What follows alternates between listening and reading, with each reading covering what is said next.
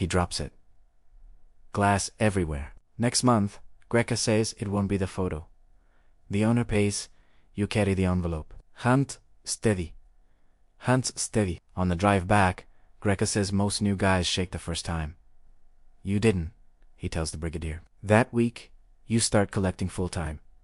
Every block has a number. Every business pays a percentage. Money flows up. You collect, your senior takes a cut, the brigadier takes the next, then the paykin. You don't skim. For the Bratva hierarchy isn't about respect, it's math. And the math is always exact. By 17, a collection goes wrong. A man pulls a knife. You put him in the hospital. You end up in juvenile detention for 14 months. The brigadier sends word. Keep quiet. They'll take care of your mother. You do. Inside, you discover prison is where the real Bratva lives. Men with 30 years in the life teach you how they vori operate, how goods move between cities, how the hierarchy connects from Moscow to Vled. You get your first tattoo. A spider on the hand. You're in the system. You walk out at 19. Connected, tested, patient. By 25, the brigadier promotes you. You run a smuggling route. Luxury cars stolen from Germany, BMWs. Audis, Mercedes flow through Poland into Belarus, and then Russia. Your job is coordination. Drivers, guards, border crossings, rotations. Each car worth 2 million rubles on the black market. You move 15 a month. Your cut, 5% per sale. 1.5 million rubles every month. You send money to your mother through fake invoices. She thinks you're in car imports. Not wrong. You run the route like a logistics company. Spreadsheets, schedules, backup plans, never using the same crossing twice. Rotating drivers. New plates each trip. 1 month, a driver panics at a checkpoint, tries to run, gets caught. Car, say sit. 2 million, gone. The Pakan calls. Fix this. You visit the driver's mother, sit in her kitchen. Drink tea. Explain mistakes happen, but talking to investigators is a choice. The driver takes a plea. 2 years. No names. The brigadier watches. No threats. No raised voice. Just certainty. He tells the patronnier, ready for more. By 30, you're a brigadier with your own crew. 6 guys call you boss. The organization moves into Russian hackers run ransomware attacks on European hospitals, city governments, and shipping companies. Systems locked. Payment demanded in crypto. Your role, recruit talent, manage pipelines. A collective in, you got 5 guys, 3 monitors each, energy drinks everywhere, making more than surgeons but vulnerable. You offer protection, 30% in return. They agree. Cyber division brings in more than the car route ever did. You set up laundering crypto to shell companies in Cyprus, buy real estate in Dubai, clean money back as rental income. You're no longer on the streets. Restaurants, lawyers, politicians. Business cards, consultant. Violence handled by younger guys. You try normal life, a woman who works at a hotel bar, an apartment with heat, dinners at restaurants where you never see the check. Normal is a costume. You check your car every morning. Back to the wall in restaurants. Exits memorized before the menu. Euro 16. The snow is ankle deep on the cracked sidewalks of Chelyabinsk. The factories are gone, shuttered, leaving hollow buildings that smell of rust and forgotten ambition. Your father isn't here to guide you. He drank himself numb and disappeared in the winter 2 years ago. You don't remember his face clearly, only the sound of him snoring in the kitchen, the occasional slap of a belt on the table when he was awake. Your mother works 3 jobs just to keep the lights on. She cleans offices in a government building, leaving before the sun rises and coming back when it's gone. Her hands are chapped and raw. She doesn't complain. You don't either. Not anymore. Your life turns in a single night. 2 men knock on your door. They're looking for your father. Dead. When they leave, they take your mother's wedding ring, the TV, and the microwave. She doesn't cry. She just stands there. You stand there too, frozen, realizing something in you has changed. You start noticing the copper wire in abandoned buildings, the car batteries in the junkyard, the scraps that could be sold to someone behind the train station. At first, it's survival. You don't ask questions. The man behind the station doesn't ask either. One night, you pry a battery from a BMW parked behind a dimly lit restaurant. Bad move. The car belongs to a brigadier in the local Bratva. 2 men grab you before you even reach the street. They drag you into a kitchen that smells of boiled potatoes and cheap vodka. The brigadier eats soup. He doesn't look angry. He asks your age, your name, and whether you know whose car you tried to steal from.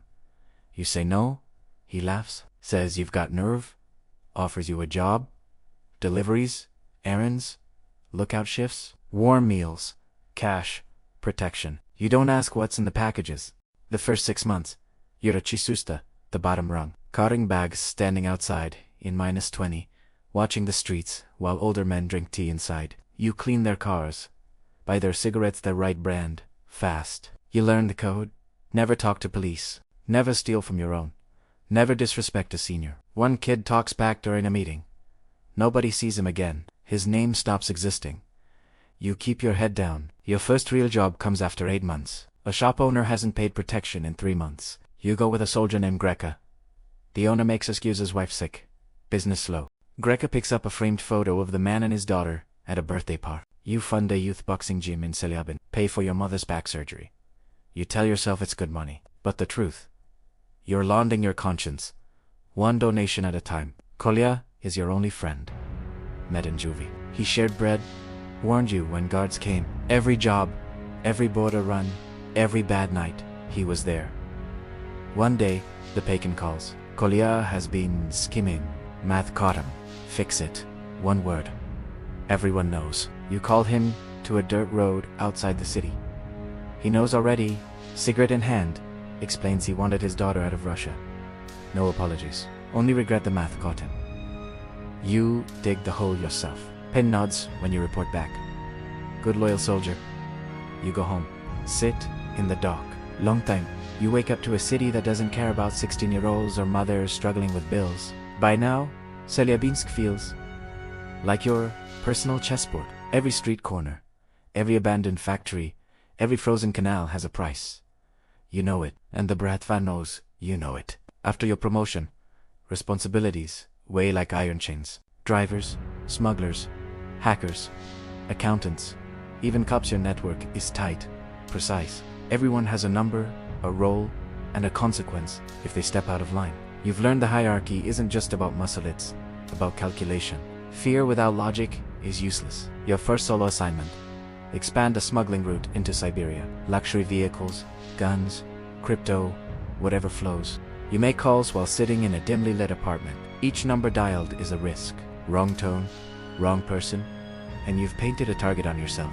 You hire new drivers, rotate them weekly, and study their backgrounds. One wrong move, and the route collapses. The first week, a shipment is intercepted at the border.